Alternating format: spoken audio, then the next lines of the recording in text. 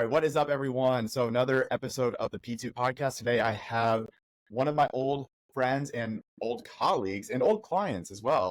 So this is going to be number 2. And yeah, this is just going to be one of those conversation, let it flow type of podcast. Kayla has a pretty interesting journey. I'll obviously let her dive into a little bit more in terms of that context than she's been on last time. But yeah, thank you for joining, and let's go ahead and get into it, Kayla. So how have you been? I've been good. Thanks for having me back. Glad to know that you actually want to be back. So that was good. I was going through my Instagram as one does, and I saw our episode, and I was like, I don't even look like this anymore. I was like, this is bad. We need a redo. And I reached out to you. I was like, Bryce, we need another one with my new face. Your new face? Did you get fucking plastic surgery or some shit? And I mean, like, we all like do work, right? So that's like, we could talk about that later if we want to go down that rabbit hole.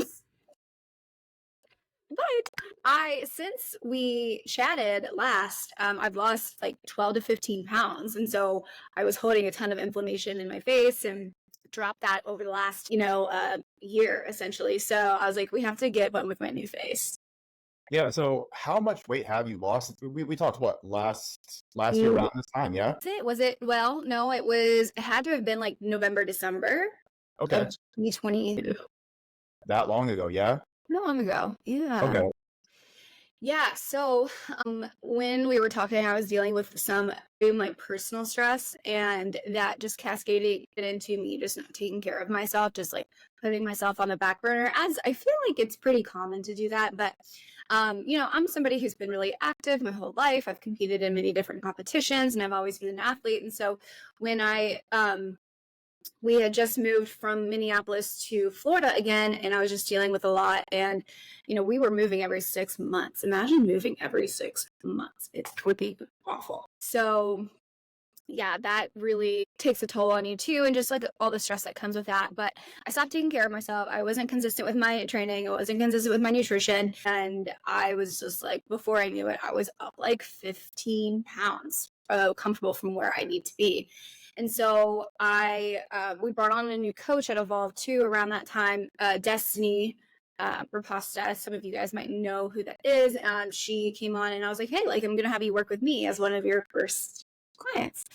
And getting started working with her, I just realized, like, oh my God, I'm fucked. Like, I let my shit go. I'm embarrassed. I don't even want to show up. And it was really hard. I also hired Chris. Shout out Chris Buell. And so I hired him too. I was like, hey, please do my training. And then Destiny did my nutrition. And it was a really great combination.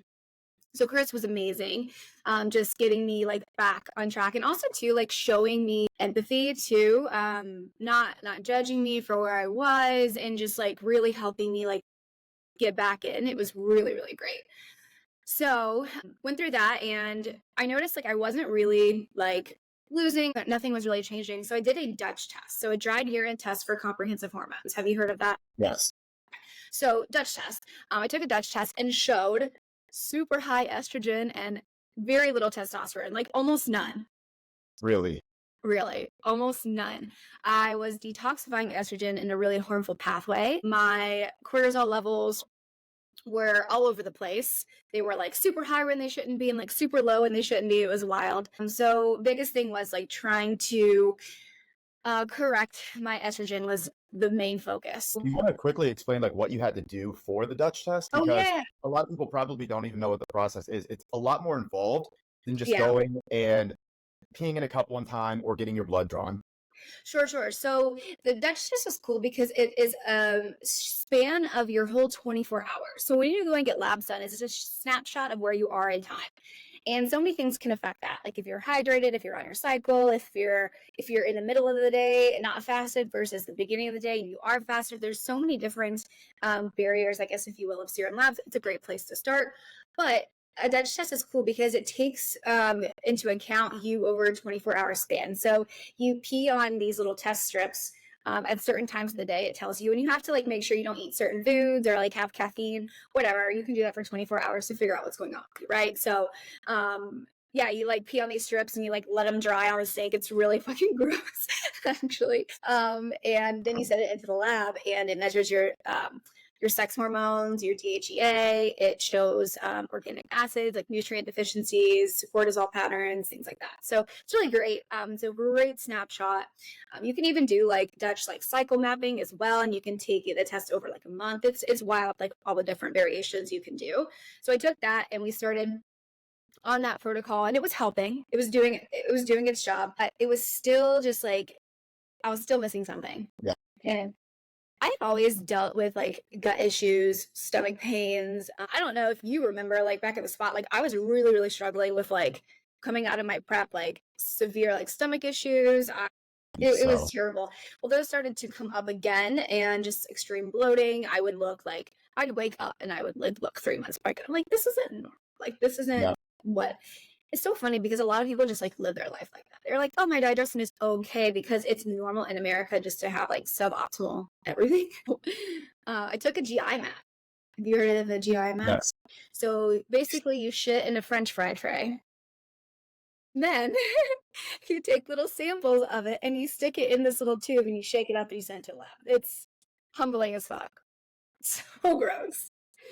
It's so funny because I deal with like dog shit all the time because my dogs. I'm like, oh, it won't be that bad. It is a whole other level when it is a human, and I just cannot. It was pretty rough. Even if it's yourself. Yeah, I was like, this is bad. So I sent it off, and it was so like that test was the cornerstone of like when I started to see results, because we found markers of intestinal permeability, which I can dive into what that is here in a second. Yep. But essentially, it's like leaky gut, where things are passing through your digestive tract lining, because the cells that hold it together are actually coming apart due to stress, inflammation, toxins, certain foods, etc. So like anything that you eat can bother you and cause bloating and inflammation because those particles are passing through into the bloodstream. So we found out that's what I had, and that was like the biggest problem that I could see. I also like wasn't absorbing nutrients properly, so I wasn't absorbing protein properly, so that could explain why I just looked fucking like flat, and I was like, I'm taking creatine, I'm getting enough protein, like why don't I look better? Essentially. Yeah.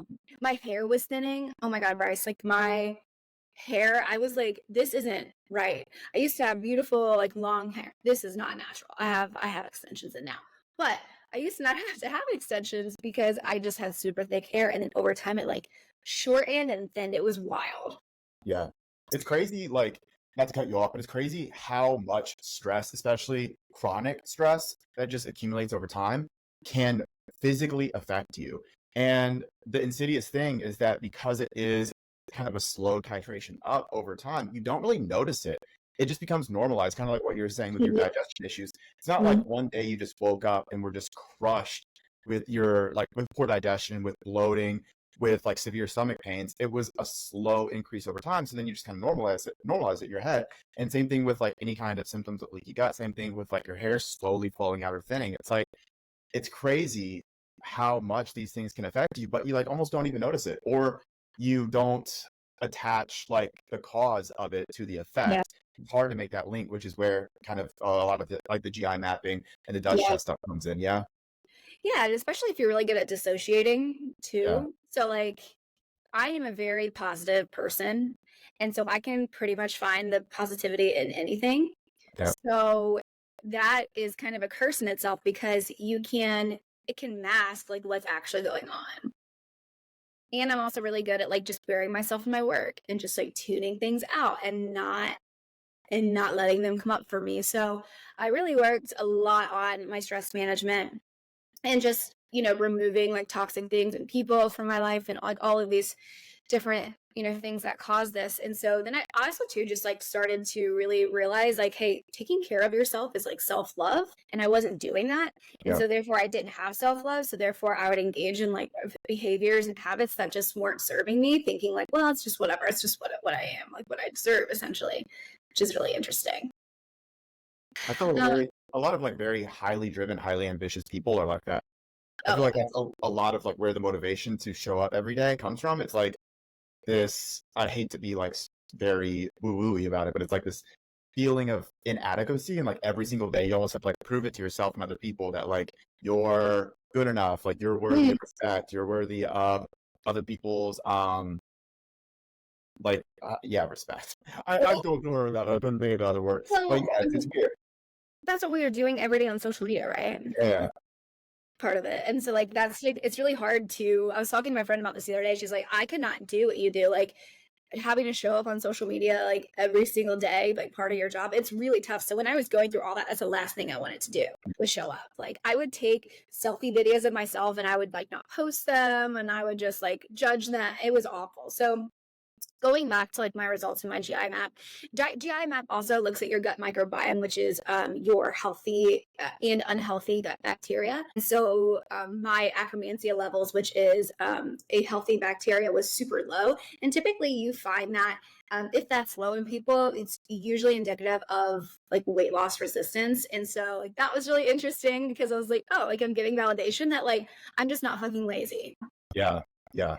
Which is huge. So that GI map and the protocol that I went on from that was removing gluten, dairy, corn, soy, wheat, seed oils. I already said gluten. So cool. So dairy, gluten, corn, and seed oils and soy. Yes. So I removed all of that for 90 days. How's that? Honestly, it was really hard at first. The dairy is the worst because you get a lot of protein from like Greek yogurt and cheese and shit. But the gluten was going back to my GI map. So I had a super high like anti-gliadin level, and when that's specifically inflammation caused from gluten consumption. Okay. And so like the nutritionist, I was like, he's like, you should not touch gluten ever. And I was like, and how, this may be a stupid question, but like how is that related to something like celiac? Or those completely no, that's a good question. So celiac is an actual like autoimmune where if you have like particles of wheat, if there's cross contamination, if you kiss somebody who is drinking beer, then it can cause like severe like systemic like inflammation, like other symptoms could potentially put you in the hospitals. So celiac is actually detrimental to your health. I actually tested for that and I was negative, which is interesting. Like I'm so sensitive to it, but on the celiac side, I was negative, but I still have a very big like sensitivity to it because after taking it out for 2 weeks, I swear to you, my face just went like I looked like a whole different person. Yeah. Whole fucking different person. See, the corn and soy and seed oils were the hardest, right? Because it's in fucking everything. But the dairy was harder than the gluten. Gluten, I totally don't even touch that anymore. Yeah. There's no reason to for me, honestly. Well, there's so many products that are gluten-free now. So it's not like it would have been 20 years ago where no one knew what the fuck gluten was. It wasn't like in a common vocabulary. Then B, there wasn't an entire market of products specifically catered to people who are gluten intolerant. So like, luckily for you now, I guess there is a silver lining here, is that you can still eat relatively normally and you don't have to be incredibly restrictive about the food that you eat and like only go towards shit that tastes horrible, because there are now like, you know, gluten-free pastas, gluten-free breads. Like there's a lot of stuff that's made in a gluten-free way, which is, you know, it's nice now. Yeah, and it makes you feel better. Yeah. You know, yes, it's more expensive, but I would actually ask the question, well, why is cheap food so cheap? I saw that the other day, like, instead of worrying why food is so expensive, like healthy food is so expensive, like, why don't you think about why shitty food is so cheap? And I was like, that's good. So yeah, I removed those for 90 days. And I had tremendous results in my fat loss phase. And the cool thing is, you know, I dabble in dairy. I would say like maybe 10% of the time, 5%. It's definitely a dose thing for me. Like if I eat too much of it, me and everybody in the room is going to know.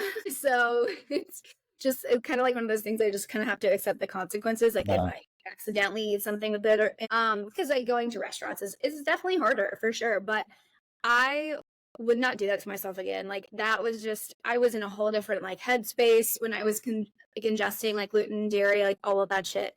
Now I just feel so good. So there's no way I would even go back. I just feel amazing. And I'm going to take another GI map again to see where I'm at. But it's been wild. Like just removing those foods and taking the correct supplements and being consistent with my training, my macros and my stress management practices. Like I have kept. And the cool thing is that in my deficit of like I lost the 15 pounds and I've kept it off like Yeah. plus or minus 50 pounds. So this is maybe kind of out there, maybe not necessarily the rabbit hole that we were intended to go down, but I think that this is a really interesting point to people that are very, very calories in, calories out, Mhm. who only calories matter. And luckily, there aren't too many people that are extremely binary like that anymore. Yeah. But there are a lot of proponents of only thinking in terms of calories or only thinking in terms of macronutrients. And something like this, what you're saying here is basically like, no, like, there are a lot of things that matter much more in certain Mhm. cases than just macronutrient intake and just or expenditure as well. So yeah, like that's something that I have consistently and pulled more towards Mhm. or like, okay, yes, obviously like macros, calories matter, but like what causes them to matter, right? Like what Mhm. is happening behind the scenes that is influencing how much those calories are impacting you at like an energetic level. And I think that's more so where a lot of this comes from is like if you are focused on one level, like only the calories, then you're not understanding like what is causing those calories to affect you in the ways that they are, which kind of goes at the level below that, which are things like your gut health, things Mhm. like your stress management, things like what's influencing your metabolism, like your hormone levels, that type of stuff. Which again, like I said, it's kind of consistently been pulling me more and more in that direction because thumbs up. Um, because I feel like luckily people are starting to migrate that direction, but there's still a lot of people who don't really understand the connection between those two levels. So, like, what are your thoughts on that? How has this experience kind of changed your view on like how much calories and macros matter in the Yeah. macroscopic view? Yeah, that's a very interesting question. I used to be that person, like calories in, calories out, macros, Yeah. macros, input, output. I very much died on that hill. And then, going through this experience myself and just seeing how like things are coming to light where people are like actually speaking up for themselves and their symptoms, because this is something that we've all been really dealing with for a long time, but everyone just thought it was normal. Like having like terrible periods, everybody thinks that's normal. Bloating after meals, everybody thinks that's normal. Just like when I start getting older, I just lose muscle mass. That's normal. No, it's fucking not. And I think it's really cool that a lot of people are actually coming out and saying that. So that's posing like coaches to be like, hey, I've had this person in a calorie deficit for this many weeks now, and it's not moving, and they're giving me all of these symptoms. Something else must be deeper than that. And yeah, calories in, calories out, great place to start. It's definitely like a cornerstone. It's like thermodynamics. We can't argue that. However, I always like to say it's really hard to lose weight when you are quite literally full of shit. So if you are not pooping and you are just like holding in all of the toxic waste and the toxins are actually releasing into your gut, and you're holding on to excess estrogen because that's how we excrete estrogen. And like it's a cascade of effects really. And so that is why, and we'll get into this here in a second. That's why we made the Gut and Hormone Mastery for Coaches. We actually made a certification that allows coaches to look at lab work, to look at GI maps, to look at Dutch testing, and be able to discern different things that are happening to their client and be able to make recommendations and help the client advocate for their own health when they do go to the doctor. Because so many people are getting dismissed now more than ever because of money and insurance. Again, this is almost like a quote unquote new age of doing things of like functional testing. But see, in 10 years, it's going to be in every doctor's office, I believe. So what we're seeing is a lot of coaches like are starting to realize it's not all about just like calories in, calories out. And it's really exciting time for this industry because we're getting more educated to help other people push their results along, which before, you would have a client come to you, you're like, refer out, refer out. I don't know how to help you. Like, and now like, we're going to be able to help them much more within staying within your scope of practice, of course. Yeah, that's an important point that you just made at the end is like how does something like this or like the understanding that things below the calories in calories out level are making a difference. How does that affect scope? And I think that certain aspects of this kind of reflect the training, exercise, physical therapy, athletic training, and how Mhm. all that maps onto one another, where it's like there are definitely polarities Mhm. between all of these different practices, but then there are also very clear Mhm. differences. that make each one unique to itself, which is where something like you said, an individual course is really helpful for Mhm. something that is as specific as gut health. So how would something like this play into a coach who is, I guess, your more traditional model of nutrition, dietetics, Yeah. calories, macros, micros, Mhm. hydration, habit formation? How would something like what you're offering and what you've built kind of layer on top of that as a skill set? Yeah. Well, one, it's going to make you way more marketable. It's going to let you stand out amongst the noise that is every other health and fitness coach out there. Yeah. Right. So, how, in business, like, how can you be different? How can you stand out? Because more people now than ever are struggling with these things and they know it. And now they're like, okay, I want somebody who's going to help me with this. And so this can actually be the make or break between somebody choosing you or somebody else. I have been on calls with potential clients where they're like, yeah, I chose this person because of like hormones, gut, or whatever. But then I've also been like, yeah, I chose you guys because you guys do this. And so people really are looking for this. And so if you want to continue to be successful, you have to keep up with the times and you have to keep up with the industry or you will be left behind. And so that's like number one. Number two, I hear this all the time. I work with coaches, because I'm a business coach and a ton of fitness coaches follow me. And I have conversations with them in my DMs every day. But it's always like, yeah, this person I've had them at this amount of calories for this long. This is their habits. What's happening? Why can't they lose weight? I hear if I had a dime for every time I heard something like that, I would be moderately rich. But coaches don't like those who are in your traditional model. The basics work, Yeah. but they only work so long. They only work so long. You can take somebody who hasn't done anything for 5 years and get them better very easily. And that honestly isn't talent. But when you can actually get them past like plateaus that they've been at for years and have been dismissed by people and like truly like that's life changing. I mean, why wouldn't you want to be a part of that?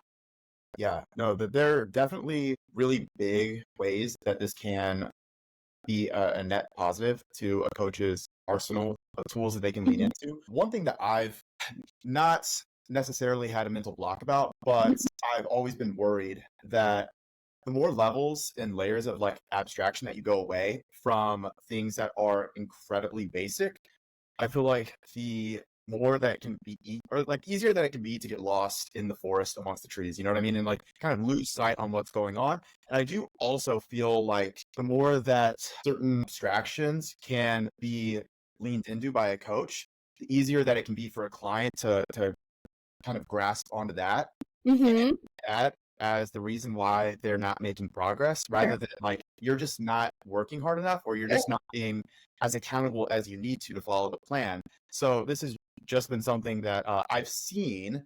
where someone's like, I'm not losing weight. It's because of my hormones. It's Mhm. because of my digestion. It's because of my gut health. It's because Mhm. of my stress. Where it's like, it's also just because you're eating too much.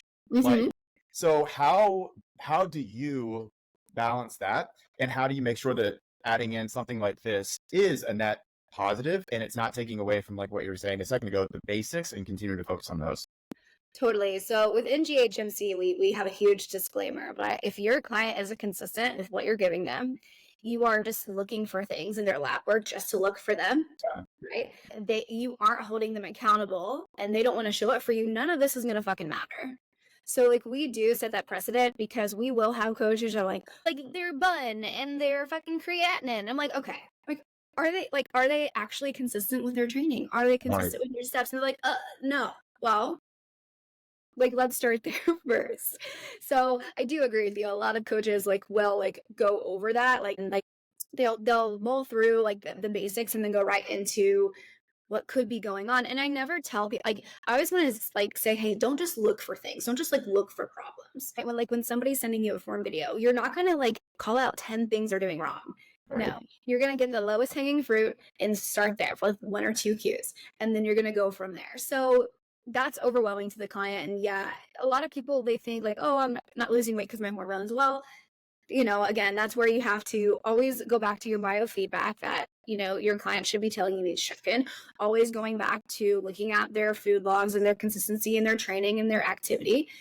And then, if they continue to not see that for several weeks, because it does take a long time, more than what people want, then we can start looking into other things. And also, too, just like symptomatic. Like, if people would say, like, oh, it's my hormones, but like they have super high energy, like they're doing really well, like biofeedback wise, I'm like, well, you don't really have like the symptoms of that, too. So I think it's also that.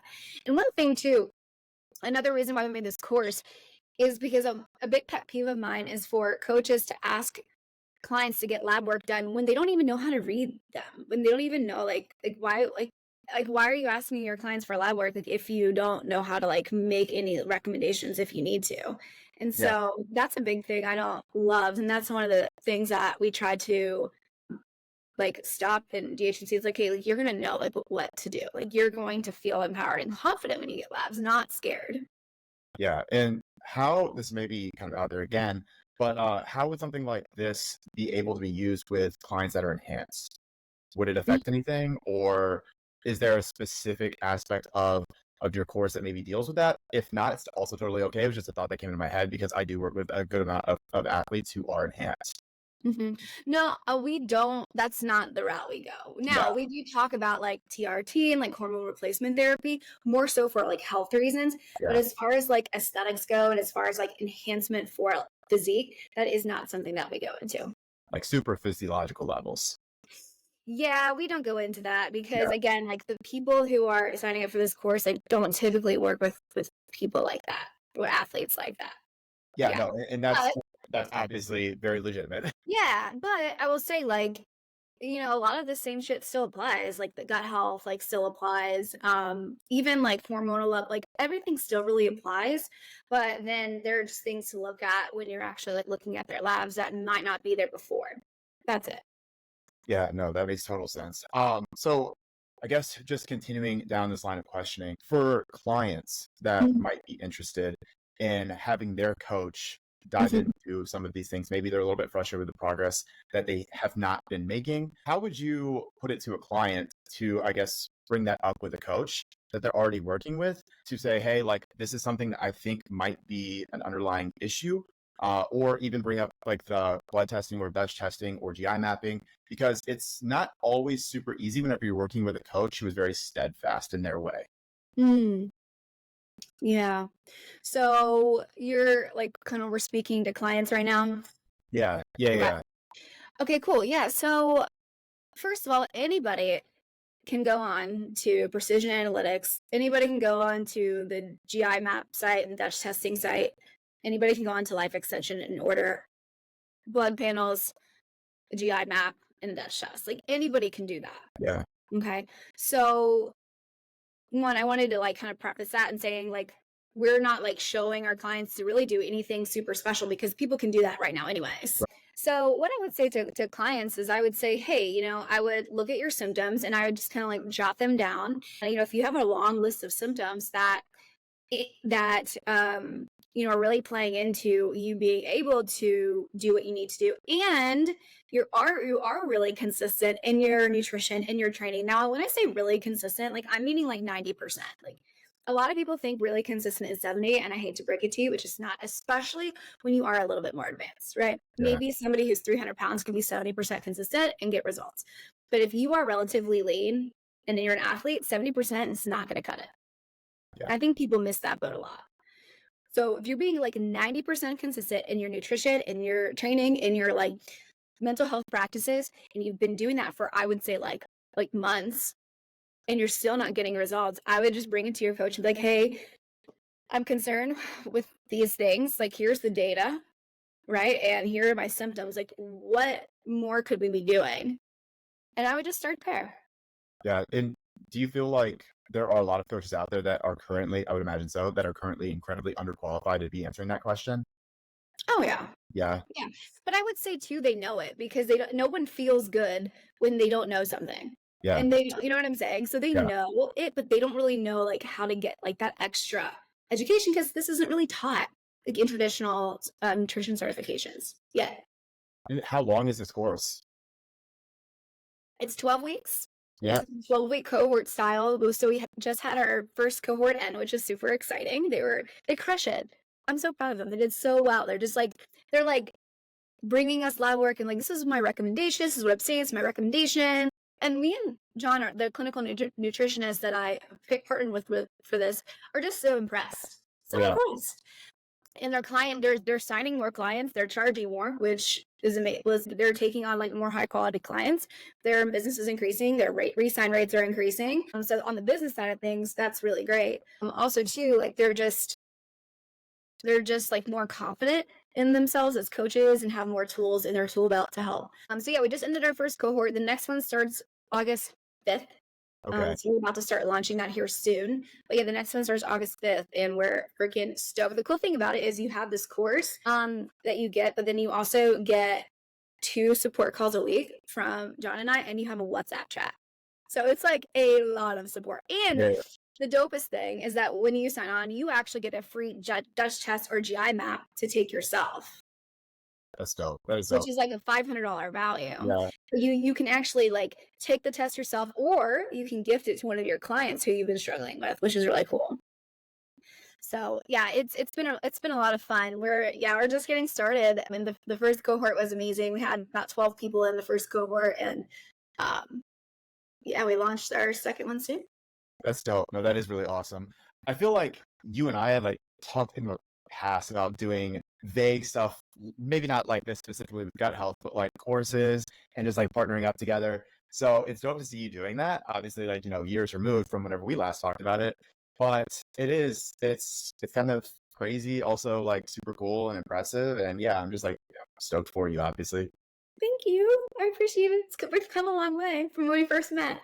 No, yeah, and I mean, I actually think that that's a good pivot for you to just like kind of talk about like the business ownership side of things. Mm-hmm. You talked about your client journey, and kind of how your own personal health has been going in the last year plus. But if someone did not watch our last episode that we did together, maybe they don't know what your business is about and like how you currently operate that business. So I always talk about to anybody who will listen how difficult it is to be a business owner, but also try and balance all the other like life necessities along with that. And I'm really not someone who is too strongly in favor of like work-life balance. I think that that's kind of bullshit for most people, to be honest. But I will also say that whenever it comes to health specifically, you have to be able to know like when to pull back on business aspirations and how to be a little bit less crazy, right? I think most business owners are crazy. So like for you, where do you feel like you are able to draw that line, and where do you feel like you still struggle to draw that line whenever it comes to being able to like maintain your own health and do the things that you need to be doing versus like continue to push as far as like being a business owner and being like very entrepreneurial? So this question comes at a really interesting time. This past week we actually had to let a coach go. Yeah. And so I've never done that before, and that actually was super stressful. You've never done that before, really? I've never had to. And I take a lot of pride in that, actually. Since 2020, I've never had to do that. We've never had turnover. So it was interesting for me. And I will tell you, like, this, to me, the stress, I get in a freeze response when I get stressed. So, the nervous system, you have several different responses: fight, flight, freeze, fawn. No, I freeze. I just am like, okay. So it's hard for me, really, really tough for me to like nail all of my practices, like my training, my nutrition, my stress management. Like it's really hard for me to nail all 3 of those when I am in this state. So I just have to make sure I nail like at least one of them, and I'm okay.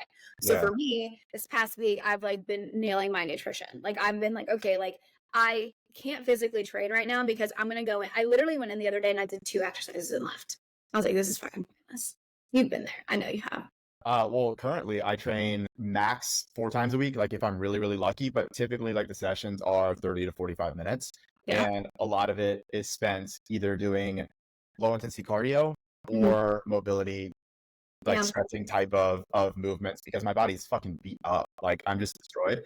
And it definitely doesn't help all of the, I guess, like work stress that I put myself under. Like I'm sure you can understand and relate to that as well. But anyway, continue. That's okay. So I'm very big on setting yourself up for success, not failure. So like, don't put a lot on your plate if like you can't eat it. you just can't. So like, I know I'm very aware of what I can and cannot do during this time. So I'm like, hey, I'm not going to be able to train, but I have when I get stressed, I also have like crackhead energy. So I'm like taking like sending messages. I'm like doing steps like in my neighborhood. I'm on the treadmill. Like I'm just like tunnel vision, but it's hard for me to like actually focus and lift. It's really weird. I don't know. And I haven't been on my like meditation, like reading, my journaling, which I really am annoyed with myself with that, but it is what it is. But I was able to nail my nutrition. So I'm like, hey, if I can I kind of have a pep talk with myself when stressed, like, again, I'm not a really stressed person. So I don't get stressed a whole lot like anymore. So I knew like coming from, okay, Kayla, what can you do the next few days while this is going to be really challenging? I have food in the house.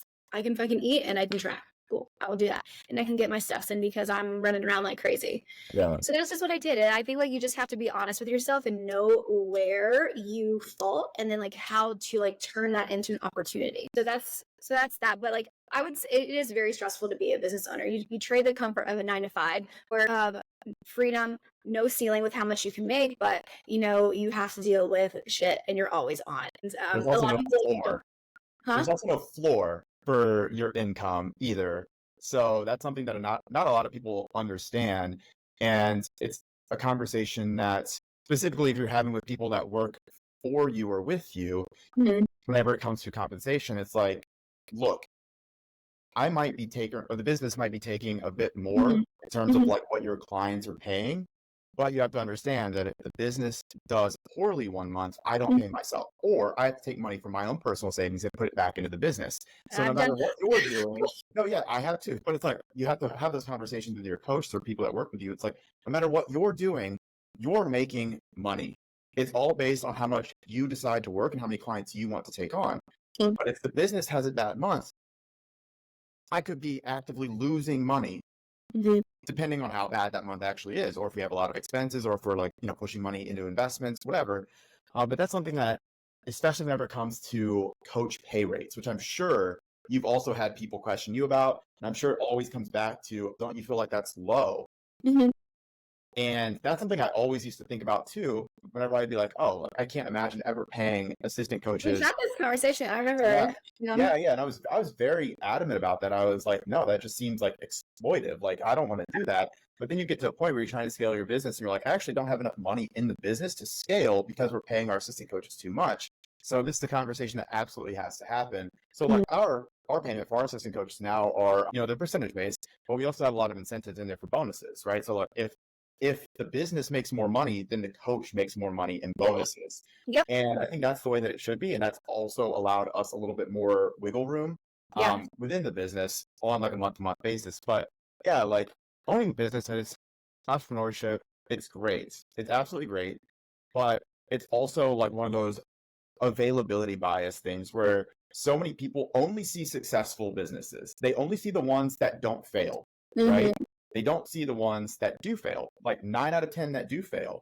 So a lot of people just assume that business ownership is easy because only the people that talk about it are the successful ones. And I do think that can really get people into a trap where there's this mindset of like, if they can do it, I can do it. And without really understanding like what it is. Because this is maybe a weird question, but like if you knew how much would go into owning and operating and scaling a business before you started Evolve, do you think that you still would have done it? If you would have known back then how much time it would have taken and how much effort you'd have had to put in to get to where you are now? So my friend asked me this exact same question the other week. Oh, really? Exact same. Yeah. 1,000 times yes, I would still do it because I'm no stranger to hard work. What we went through in Columbus, I was bartending, I was personal training, I was athletic training, I was a teacher, like at the same time. To be honest, like I haven't found this that hard. And I know that sounds like maybe like pompous or whatever, but like, I don't know. Like there are hard things, there are hardships, there are hard times, but this has like been the funnest like thing I've ever done. However, I've had like appropriate mentorship. I think that's important. Yeah. Yes, I have made expensive decisions. Yes, I have not paid myself some months, but I would fucking never ever trade it for what I was doing ever. So it's really interesting to kind of piggyback off of your background. Whenever I kind of stumbled into this, I Yeah, you feel did. like You definitely yeah, stumbled into this, everybody. yeah, 100%. It was almost like involuntary. Like I almost like didn't even want it. I was like, I don't I know fucking what remember. I'm doing. But it was interesting because I feel like in a lot of ways, looking back on it, I really did not have a great work ethic because I had been lucky enough to kind of skate through the majority of school. Like, I never had to work very hard in high school just because, the school I went to, I was pretty much guaranteed to get a very high class rank no matter what I did, just by showing up and like taking tests and like not being a piece of shit. And then I did really well like on my ACT and SAT, so I got like scholarships to go to Ohio State. And then even at OSU, like I didn't really have to develop like an incredibly hard work ethic just because like I was lucky enough to be intelligent enough to get through my courses without really, really having to bear down and grind, like learn exactly what it was like grind from like sun up to sundown. And then obviously work at Spot, like that was a little bit of a wake up call, but it was still like demanded of me. It was like, hey, you either do this or you get fired and like you make no money and you have to figure out another recourse. And for me, it was like, okay, well, I guess I have to do this now, right? Mhm. But whenever you're self-directed, it's completely different. Like the Mhm. motivation isn't coming from anywhere other than you. And Mhm. it's really easy to kind of just get complacent Sure. where you're at a point where life is comfortable and you're Mhm. not worried about your bills anymore. And maybe like you understand that additional scaling is going to come with additional stressors and additional people that you have to deal with, which is never fun. So, like for me, I feel like I had to learn a good work ethic Mhm. as I was doing this and like literally on the fly. So that maybe made it much harder than it needed to be. Mhm. Um, but I will say, like, I would do it again. I would just do it very differently, Very different. Yeah. very differently. And I'm sure you'd probably say the same. Yeah. Um, but I don't know. I feel like my biggest limitation with owning a business and running a business is just that like I still have that desire to do everything myself. Yeah. And That it's makes sense. it's not because like I am not good at delegating. I'm good at delegating. I'm just like not good at compartmentalizing Mhm. that work compared to like the work that I would have done with it. Even though obviously mine would have been slower and definitely pushed off into the future and maybe would have been potentially worse because I'm trying to juggle a million things. But I Mhm. always look at things that other people do in the business and I'm like, I could have done that better. I should have done that better. You know what I mean? So Mhm. that's always been my struggle. And it's something that I still deal with a lot. Mhm. But yeah, no, it's weird how people come from like very different backgrounds and places and stumble into business ownership and just kind of like waking up one day, you're like, oh shit, like I have to figure this out. Otherwise, I don't eat. And all the people that work for me don't eat. And then I have a lot of fingers pointing at me. Yeah. So, yeah. I mean, does it ever feel weird that you're in the position you're at now? Or do you feel like that's one of those things where it's just taken so long to get there that it feels normal? I think you were telling me this one time when did you say this to me? Sometimes I'm like, I am in charge of people. That's Yeah. weird. Strange. Like when I'm at like a show and I'm just like being my crazy self and like I'm a fucking boss and CEO of like 12 different people. Like what? What? It's very strange. It's very strange sometimes whenever you think about it. And Yeah. does it ever kind of get in your head, especially whenever you are struggling, like whenever you're like, I don't necessarily know what to do right now, and then also thinking about the fact that like other people are looking for you or looking to you for those answers. You know, it's interesting. My coaches are, I could not ask for better coaches. Not once do they ever put pressure on me. Hey, Yeah. when am I going to get more clients? When am I going to get more clients? Not once are they ever like, I need to make more money. I know a lot of coaching programs where the coaches constantly ask that of their CEO. Mine never do. Yeah. Ever. They are like, how can I help? I want to help. Like, I'm good. I'm like, hey guys, I need you to be together. Okay, done. I am very, very, very, very lucky for that. So I don't have a whole lot of pressure from the coach side of things. Now, I get my worry from like income purposes because there are months in business where you don't profit and that really sucks. Like I'm sure you've been there. Well, And what I hate about that is like then I'm not able to like do extra things like move the business forward. And but all it takes is like an honest conversation. I'm very honest with my staff about how much money we make and like our profit, our law. Like I am very transparent because I just think that builds trust. So because I'm so transparent, like they get it. And yeah, like there are definitely times where I do struggle, but I am very much like I will figure it the fuck out. Like I have to. I don't really have a choice to figure out. And I am very lucky with the people that I have on my team, not even just the coaches, but like on the operations side of things and just our sales side of things. Everybody is just so like down for the cause. And it like makes me even like emotional to think about. So I am very lucky with the company culture that I have where I don't feel a lot of pressure. But of course, like I'm always looking for ways to like grow. And, I never not want to be profitable. I do have like CEU bonuses for coaches that I've had to put on hold. I've had to put raises on hold for people. So like extra things, which kind of bums me out. But like, there's something so special about them that when I am honest and when I tell them like what we're dealing with, they fucking just band together. And like, I'm just so impressed by them all the time. And it really can't be understated how important it is to have people that work with you and for you be aligned with like the company's goals and mission, but then also humanize the business owner as well. To be like, dude, we're not perfect. Like none of the decisions that I make are going to be absolutely aligned with like your wants and your desires. But same thing for the coaches. Like not everything that they do is going to be absolutely aligned with the business. So it's like really hard sometimes to be able to bring those two very different at times wants and desires together to have a cohesive business, especially a cohesive business that is ready to scale, ready to grow, continue to be successful, continue to be competitive amongst the other companies that are doing pretty much the same thing. So like just a weird question, but in terms of like other entrepreneurs that you look to, like do you have anybody that if you could model their success arc that you would take? Yeah, I mean, I look to you guys for like content a lot. I'm like, fuck, this is badass. Like, this is like awesome. So I look to you guys a lot. Really, I think our content sucks. Literally, Of course you do. Of course you think that. Yeah. But I don't. I don't think it does. So yeah, I look a lot at Dayla, like DLD Nation, one of my good friends and also like mentors in the space. Look to her a lot, how she does things. I look to my friend Jen Richards in the space as well, owner of Empower. I have a couple of close girlfriends that we all run our own businesses and we're just like very aligned with the way that we do things. So we always bounce things off each other.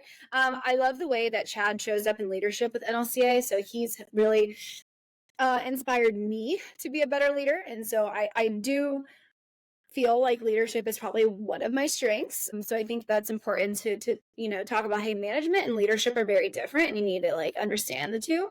Yeah, so I look to Chad and Dayla a whole lot. And a couple of my friends in the space as well, for sure. What about you?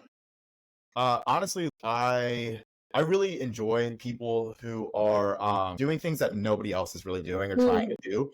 So I would say in like the fitness world, it would probably be someone closer like Israel and like RP, just because I think that the way that they've done things in that business has been pretty different than what everyone else has tried to do.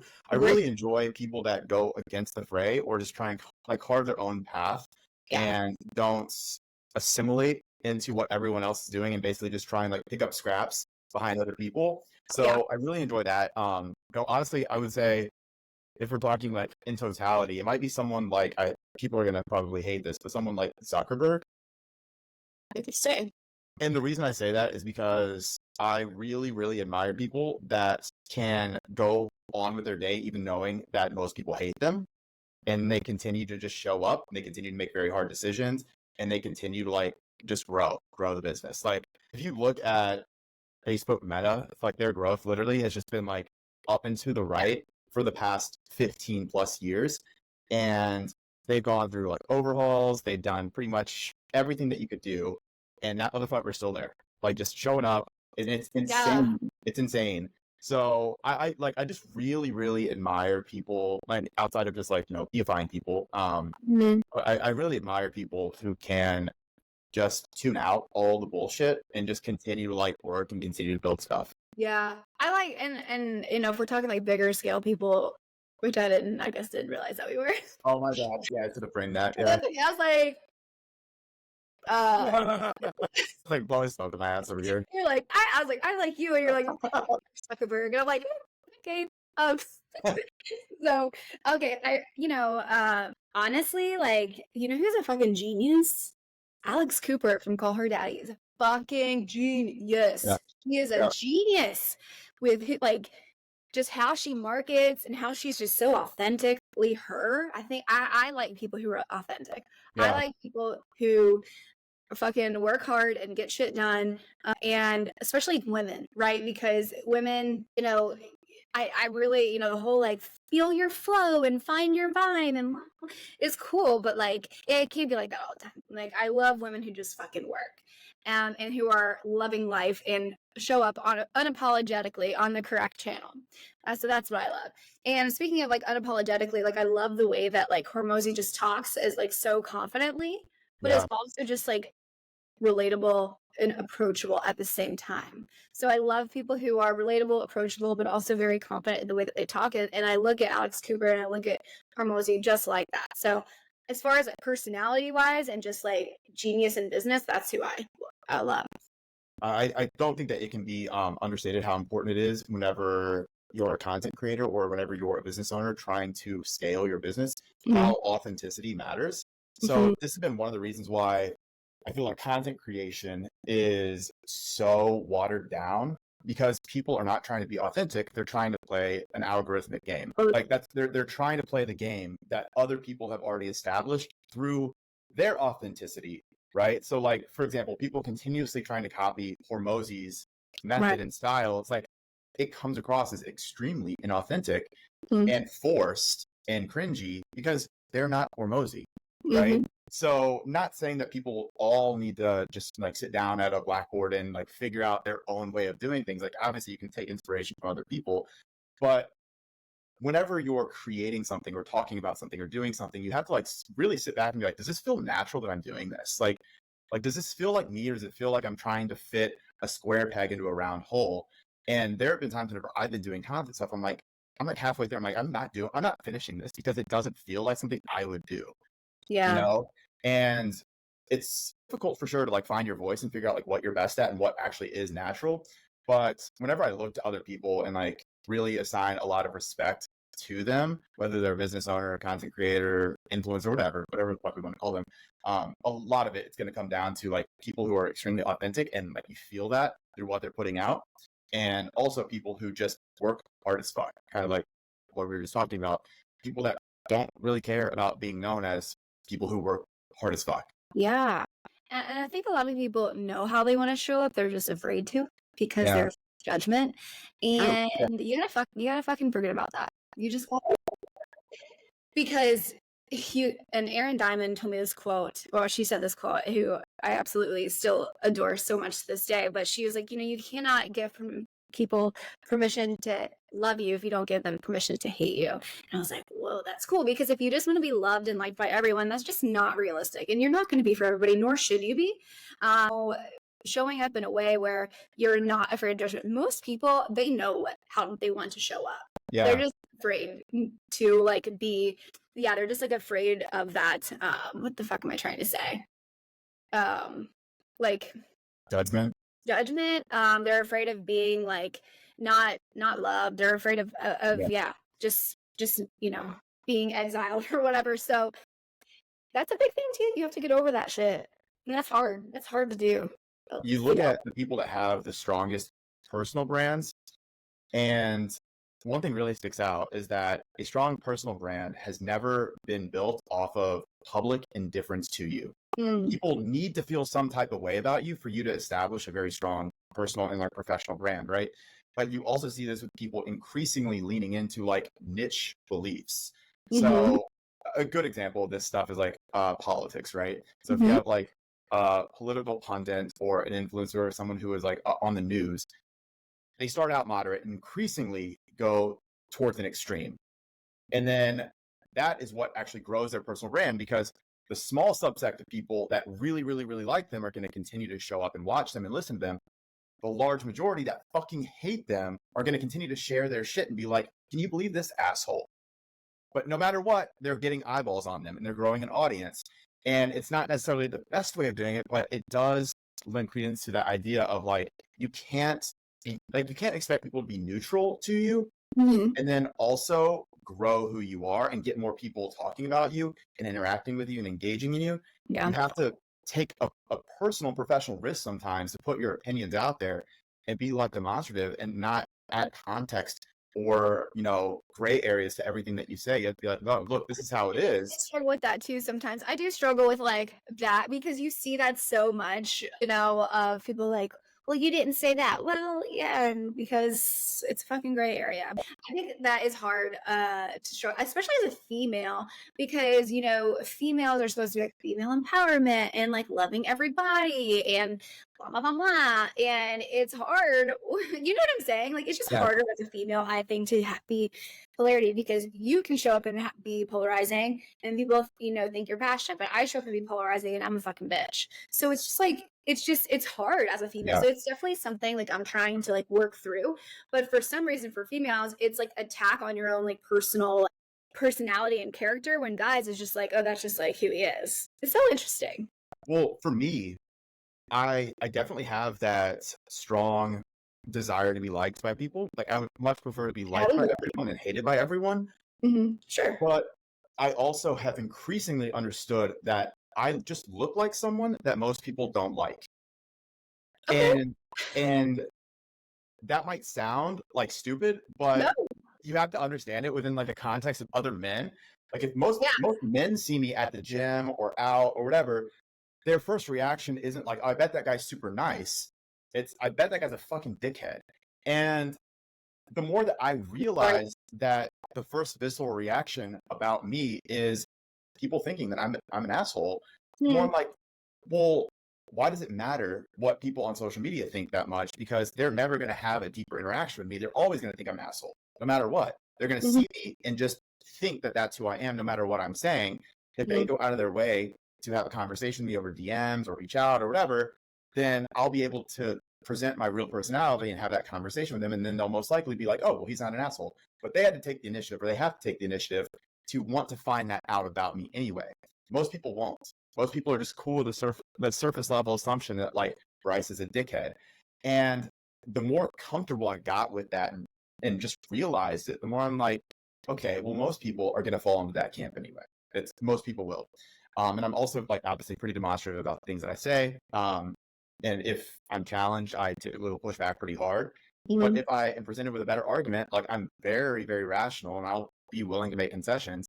But I don't think most people present better arguments than what I can put out. So like I think that I'm always right. So like personality clashes are a thing. But I agree with you for sure that there's something to like the idea that men are kind of expected to be a little bit more disagreeable. Whereas if you're a woman who is putting yourself out there, is categorized, like you said, as like bitchy or masculine energy or whatever you want to call it. And in reality, it's like why can't women have like very demonstrative opinions either? Like why does it have to be like wishy-washy whenever it comes to that? But like for men, they're expected to be assholes kind of about it. Yeah, like if I don't agree with somebody, it's not an attack on my personal character. It's just I just straight up don't agree, and that's okay.